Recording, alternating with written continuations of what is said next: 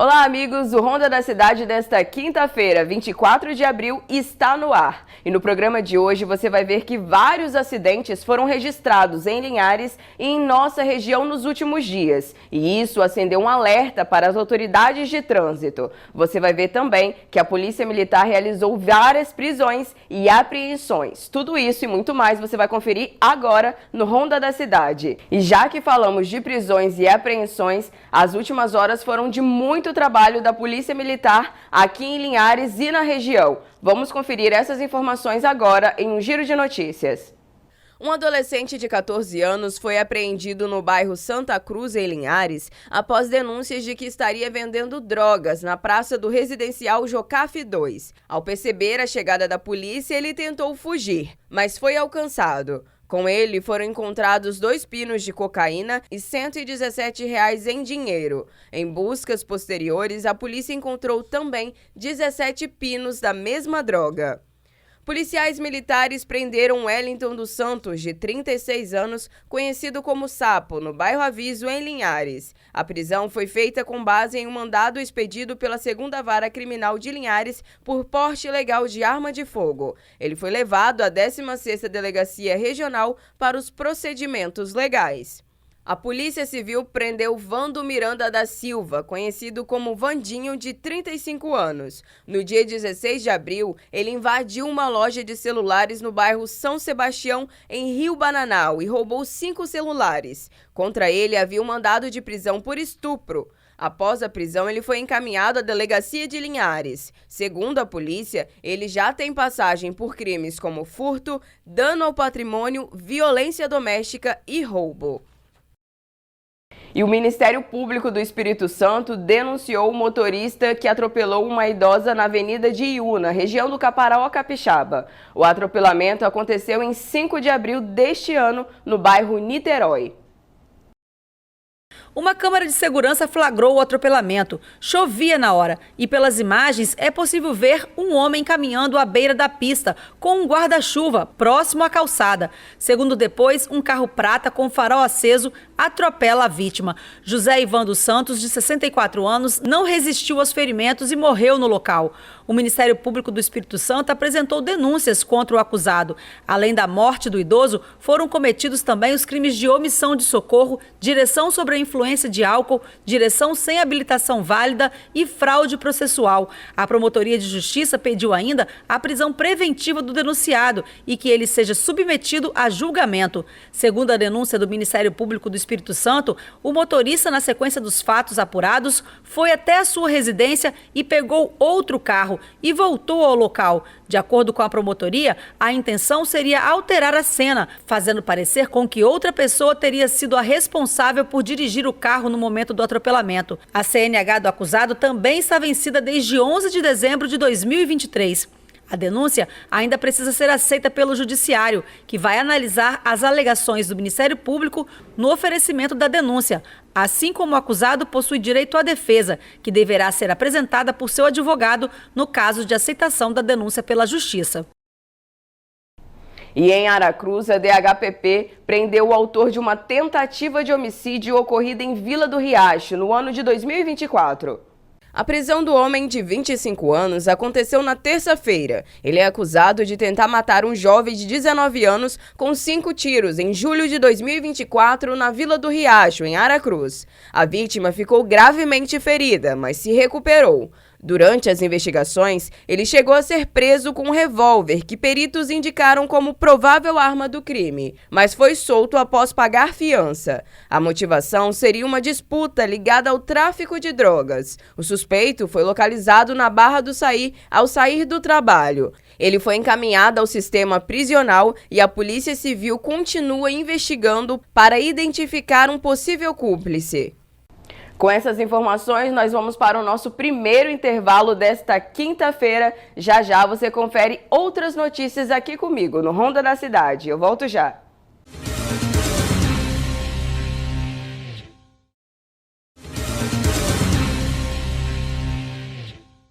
Estamos de volta com o segundo bloco do Ronda da Cidade desta quinta-feira e, infelizmente, morreu a idosa de 85 anos que foi atropelada em cima da faixa de pedestres em Colatina no último domingo. Segundo a polícia, o motorista do carro não prestou socorro e estava embriagado. A mulher foi socorrida ainda com vida, mas morreu depois de 3 dias internada. Uma câmera de vídeo monitoramento registrou o momento em que a idosa quase terminava de atravessar a faixa de pedestres na Avenida Silvio Avidos, em São Silvano, quando foi atropelada pelo HB20 branco. A pessoa que estava com ela quase foi atingida também. O acidente foi no último domingo por volta das 6 da tarde, em um dos pontos mais movimentados do bairro. Nós já temos vídeos, né? Gravações do local do fato, inclusive mostrando claramente o momento em que o veículo atropela a senhora sobre a faixa de pedestre, e estamos levantando outras provas para que a gente possa concluir o inquérito e enviar ao Poder Judiciário. De acordo com o boletim, o motorista não prestou socorro e fugiu do local. Testemunhas contaram ainda que ele apresentava sinais de embriaguez, com fala arrastada, cheiro de álcool e dificuldade de ficar em pé. Temos informações ainda que, com suspeitas de que o motorista estivesse dirigindo sob o efeito, sob a influência de álcool ou um outro tipo de droga qualquer, suspeitas, né? Nós já abrimos um inquérito policial, vamos ouvir as testemunhas, vamos solicitar as perícias, para que a gente possa chegar a uma conclusão. O autor do atropelamento evadiu-se, né? Evadiu-se, não prestou socorro. O HB20 foi encontrado com o para-brisa trincado, possivelmente pelo impacto do atropelamento. Além disso, segundo o delegado, o motorista foi retirado do local por outro homem que chegou de carro, e esse motorista também pode responder na justiça por ajudar na fuga. Temos informações também, estamos investigando um cidadão que teria passado no local na hora do acidente, que teria dado fuga ao autor desse atropelamento. Caso isso também fique comprovado, esse cidadão irá responder por favorecimento pessoal, que também é crime punido com detenção de 2 a 6 meses, da fuga ou auxiliar autor de crime. Dona Diva Parmejane Monteiro, de 85 anos, foi socorrida com vida e levada ao Hospital Silvio Avidos. Ela teve fratura no joelho e escoriações, mas não resistiu aos ferimentos e morreu nesta terça-feira. A Polícia Civil segue investigando o caso e informou que o motorista pode responder por homicídio na direção de veículo automotor, fuga do local do acidente e omissão. Além disso, a pena pode aumentar caso seja provado que ele estava alcoolizado. Em princípio, já há evidências, indícios, fortes indícios, que houve um homicídio culposo, podendo isso mudar no decorrer das diligências. Caso fique comprovado que o motorista estava dirigindo o veículo sob a influência do álcool, a pena ela é aumentada, podendo chegar até 5 anos de reclusão, de 2 a 5 anos de reclusão. E por falar em acidente, a colisão entre 2 motocicletas que aconteceu no bairro Colina, aqui em Linhares, e infelizmente resultou na morte de um homem, acendeu um alerta para falta de atenção no trânsito. O Will Souza conversou com o diretor de trânsito do município sobre esse assunto. A colisão aconteceu no cruzamento entre as avenidas Aracruz e Comendador Rafael. Vendo o vídeo, o choque não parece ser violento, porém, resultou em uma vítima fatal. Telmo Caseri tentou atravessar esse cruzamento no bairro Colina. No momento que ele estava passando pela rotatória, ele foi atingido por uma motocicleta que vinha nesse sentido. A via é bastante sinalizada e nesse horário o trânsito é pouco movimentado e mesmo assim o acidente aconteceu. No local existem 2 placas de pare, mas nenhum dos motociclistas obedeceu à sinalização. Ao cair no chão, o capacete de Telmo saiu da cabeça e ele ficou desacordado. Ele foi socorrido e levado ao hospital, mas não resistiu. Segundo o diretor de trânsito de Linhares, acidentes como esse poderiam ser evitados se todos tivessem mais atenção às leis de trânsito. Em um local onde não tem sinalização, ainda assim existem as regras, né? As regras quais são? Lógico, se está sinalizado com a placa de parada obrigatória, aquela pessoa deve parar na placa, ela deve imobilizar o seu veículo como tivesse um sinal vermelho e assim depois ela prosseguir. Caso não tenha sinalização no cruzamento, a preferência sempre é do condutor que está vindo da direita, né? Ou seja, a todo momento a preferência de um cruzamento não sinalizado, a todo momento a preferência pode estar de um lado, depende de onde o condutor está vindo e para onde ele está indo. Outro mito que as pessoas têm, essa aqui é uma rua do ônibus, essa é preferencial. Não, né? Essa é uma via de canteiro, ela é preferencial? Não. Um alerta importante é em relação ao uso do capacete por parte dos motociclistas. O motociclista, o equipamento obrigatório, o uso do capacete, é importante que esse capacete ele esteja apto para o tipo da pessoa, que ele não esteja muito apertado, que ele não esteja muito frouxo. Importante o uso da jugular. A jugular sempre deve estar presa com uma folga, coloca o dedo embaixo ali, ela não pode estar muito folgada, não pode também estar muito apertada. Então, a distância ali entre o queixo e a alça é de um dedo. O diretor falou ainda que as vias da cidade estão bem sinalizadas e que os agentes seguem trabalhando para garantir a segurança no trânsito. Não só para evitar que sejam notificadas, mas uma vez que elas observem as normas de segurança de trânsito, obedeçam a sinalização, elas estão evitando de serem notificadas, mas primeiramente elas estão evitando de sofrer algum acidente, alguma lesão ou até mesmo morrer vítima de acidente de trânsito. É importante que tanto pedestres quanto motoristas tenham bastante atenção no trânsito para evitar esse tipo de acidente e outros acidentes também. Assim nós vamos para mais um rápido intervalo e já já você vai conferir outras notícias aqui no Ronda da Cidade sobre agricultura. Eu volto já.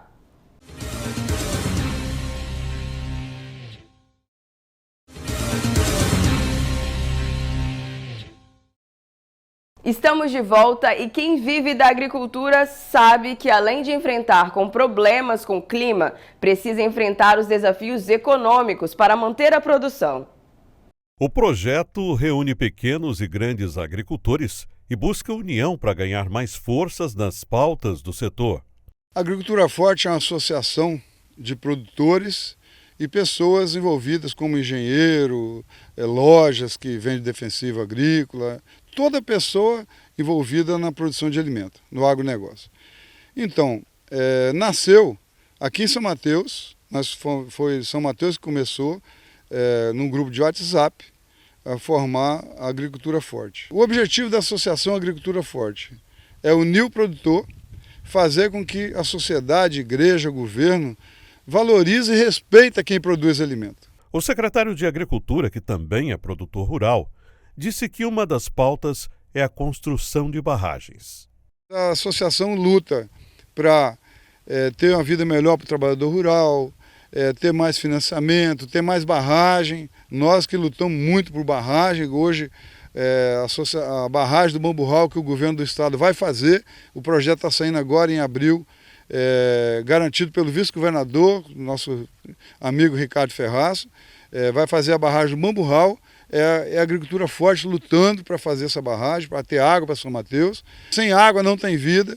No passado você não pensava em água, hoje o homem já tem que pensar água, comida, educação, saúde, trabalho, né? Moradia para todo mundo.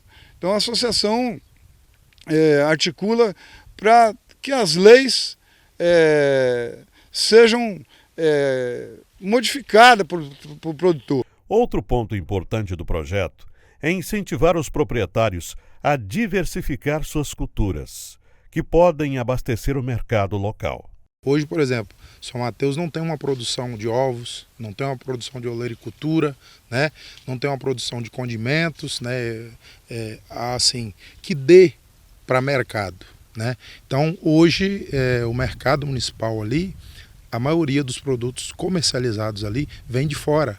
Então, a Secretaria de Agricultura, o município, a região norte precisa intensificar a questão do apoio ao produtor, o incentivo de algumas culturas, né, para que o produtor consiga fazer essa diversificação dentro da propriedade, para que o produtor não fique ligado só no café, na pimenta rosa, que hoje nós somos os três pilares da agricultura de São Mateus são esses produtos. Mas a gente precisa também produzir ovos, produzir o leite, produzir outros condimentos, né, que também possam estar enriquecendo o nosso comércio aqui no município de São Mateus, né? A mercadoria hoje que a gente comercializa no mercado, como a gente já colocou antes, acredito que hoje 80% venha fora do município. O município de São Mateus já foi um dos grandes produtores de farinha de mandioca, que impulsionou a economia da região. Hoje, o registro ficou nos livros de história. A farinha nossa hoje aqui, a maioria vem da Bahia, né? Hoje, assim, você conta nos dedos as casas de farinha que tem no interior do município de São Mateus. Eu me lembro quando criança, a única coisa que a gente produzia lá na roça era farinha. A gente fazia de 100 a 200 sacos de farinha para ser comercializado aqui em São Mateus. Hoje, você conta nos dedos, alguns que fazem não é nem para comércio mais, é para consumo próprio. E a maioria das casas de farinha hoje estão investindo na questão do beiju, até porque tem um rendimento, né, agregado, um valor agregado em cima disso aí, né? E a farinha hoje, ela na verdade, assim, ela subiu de preço, né, por causa dessa situação também, porque como a gente não produz aqui, ela vem de fora, ela tem o custo de transporte e outros commodities que vêm junto com ela, que acabam encarecendo o preço. Então hoje as pessoas moram no interior, mas compram farinha do município, de outros estados e outros municípios. Ainda falando sobre agro, Linhares foi o centro das discussões sobre o futuro da produção agrícola no Espírito Santo. O município sediou nesta quinta-feira o primeiro Fórum de Produtores do Futuro. Esse foi o primeiro Fórum de Produtores do Futuro, um espaço de diálogo sobre agricultura moderna, inovadora e sustentável. A proposta é clara: preparar o Espírito Santo para um novo tempo no campo. Parece ainda algo muito novo, né, para os produtores, então a ideia é que a gente possa fazer com que eles entendam, né, um pouco mais do que é esse modelo de agricultura que a gente chama de agricultura regenerativa, que é uma forma de manejo extremamente simples e que pode mudar significativamente, né, a questão de produtividade, qualidade do que é produzido, né, a segurança alimentar, né, questão da redução do uso de produtos químicos. Então a ideia do fórum é exatamente a gente fazer essa troca de experiência. Nós estamos falando de uma técnica que, além de reduzir os custos em campo, a gente aumentar a produtividade e agregar valor a esse produto. Então, mesmo que o produtor, na sua ponta final, comercialize em commodity a preço normal de mercado, ele ainda ganha na margem porque tem altas produtividades e baixo custo. Então, essa é uma prática que a gente está trazendo em parceria, né, no protocolo Arpia, né, no programa Fazendas Sustentáveis, juntamente com a parceria Linhagro, para que a gente dissemine essas tecnologias em campo e aí possamos direcionar esse produto agrícola de qualidade e alto valor agregado para o mercado, seja nacional ou internacional. A gente sabe das novas tecnologias e a gente pretende apresentar com um evento como esse, né, em parceria com as iniciativas privadas, as outras opções que estão aparecendo no mercado. A agricultura regenerativa já é uma realidade. Que já tem feito um trabalho belíssimo de exportação de culturas de alto valor agregado, porque ele vai mostrar o antes e o depois. As pessoas que estão aqui vão sair muito melhores, porque vão aprender tecnologias, vão aprender eventos que criem valor para eles, criem rentabilidade por hectare. Então todo mundo tem a ganhar e o próprio Estado também. Quanto mais exportações, mais hectares produzindo, mais geração de impostos, mais geração de empregos. O tema central é a agricultura regenerativa, um modelo que tem ganhado força em todo o mundo por conciliar produtividade, sustentabilidade e valorização do solo. Isso é uma tendência a nível mundial. Então, a nossa empresa busca isso há mais de 20 anos, né? Então, hoje a gente tem um programa já muito bem estruturado para que a gente possa conduzir, né, das principais culturas que nós temos na nossa região, exatamente com esse modelo de manejo, com todo o tratamento, tudo aquilo que uma planta precisa para o modelo de agricultura regenerativa, que você consegue produzir mais, produzir melhor, alimentos mais saudáveis e, que é mais importante, recuperando o sistema produtivo. Com a experiência de quem é referência no agronegócio, Marcos Fava Neves aponta os principais benefícios econômicos e ambientais desta prática. Essa prática procura tornar o solo cada ano melhor. Então você tem uma série de tecnologias que permitem com que aquele solo usado no ano que vem fique melhor, inclusive que ele possa sequestrar carbono. Então você tem tanta coisa hoje interessante no mundo e o evento aqui vai mostrar não apenas as coisas teóricas, mas os casos reais de aplicação, onde as pessoas estão ganhando mais dinheiro com a aplicação das técnicas de regeneração do solo.